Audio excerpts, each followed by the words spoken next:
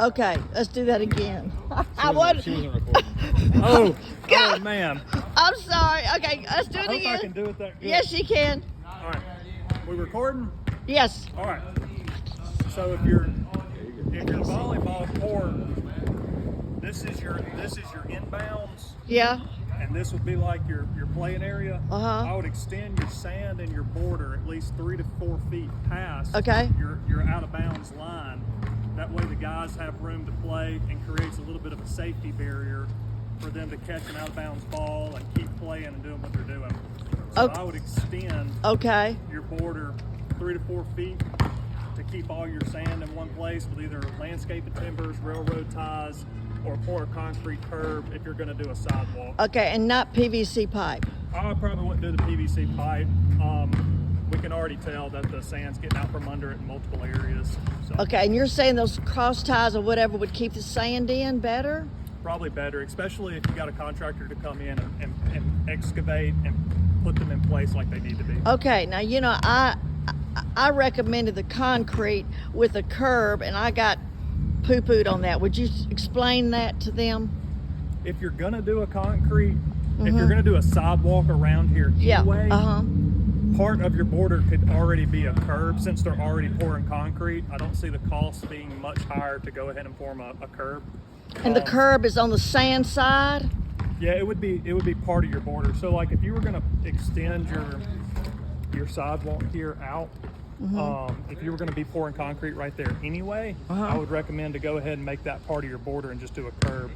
So like over there, that would be different because you're not going to pour concrete over there, right? No. So maybe you could do some landscape and timbers or something there. Okay. And on the back. Now, where is this curb? Is the curb like here or next to the cross ties? Is what do you say? Or cross ties. So it's Oh. something to create a barrier. And you don't think they'll stomp their toe on the curb? That's why I'd recommend going out. Okay, so we don't need the cross ties if we have a curb.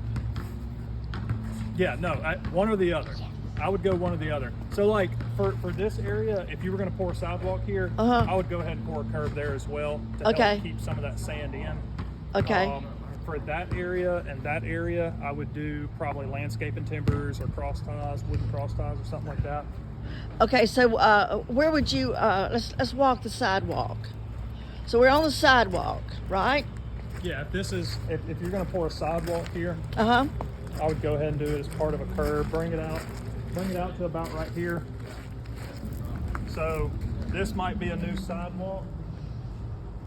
You'd have a concrete curb on this side of the sidewalk, and then the rest of this is where your sand will start. Yeah. So that gives, you can see where the net is, kind of where I am in the picture. Yeah. That gives the guys a lot more room to run, walk, play before they get to that concrete curb. That's right. They want it. Yeah. Okay. You're going to have a chance of injury playing the sport at any time, whether it be PVC, cross ties, concrete curb. Their chance of stubbing the toes is always going to be there. And you said this side wouldn't need concrete necessarily. No, I don't think I would bring your sidewalk around this way. Okay, just do something else. I'd probably just do landscape and timbers or something here. Okay. And that's not there. Okay. And you recommend? Yeah. See, we're trying to stop the. Trying to get it from going under. Yeah. It would look nicer. Yes, and of course they do. What kind of sand is it used? Those little white mason. That's a good question. I don't know. I'd have to Google that one. That's okay. Now, how many inches of sand do we need? Do you know? I don't. Okay, that's all right. There should be. Google has like from 12 to 24. That's a lot of sand. We were thinking about 10. 5? I don't know. Okay. 5, I do not think would be enough. Okay. What do you have?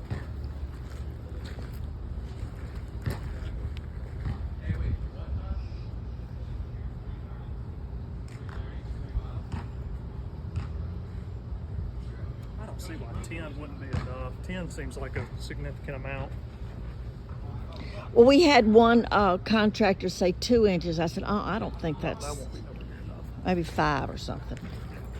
Well, Okay. the good news is when you're pouring sand, if you're working with someone like Burns Dirt, you can say, you know, hey, we want to get it up to about 5 to 6 inches, and then let's just see what it looks like. Yeah.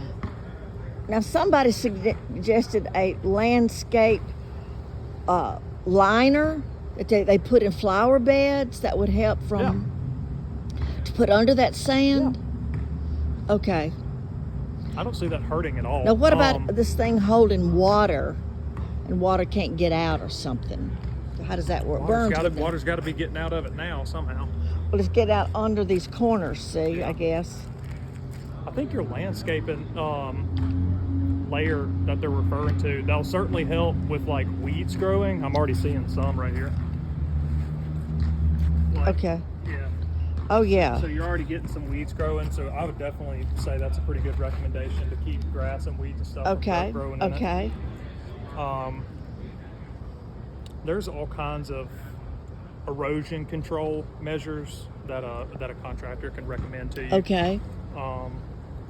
Burns or somebody like that can be an expert and be able to give you more insight than I would. Okay. Oh, thank you so much. You're welcome. This will get us started. Yeah, thank you. Absolutely.